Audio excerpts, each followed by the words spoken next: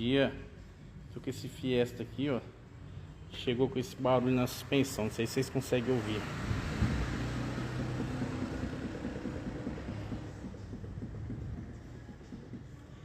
E ele tava achando que era a caixa da direção. Aí eu examinei ele e tá com folga no terminal da direção.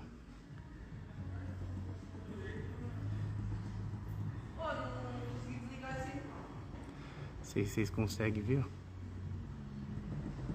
É aqui, ó. Tá rasgada a coifa, então tem que precisar trocar essa peça e depois mandar alinhar. Nem sempre é caixa.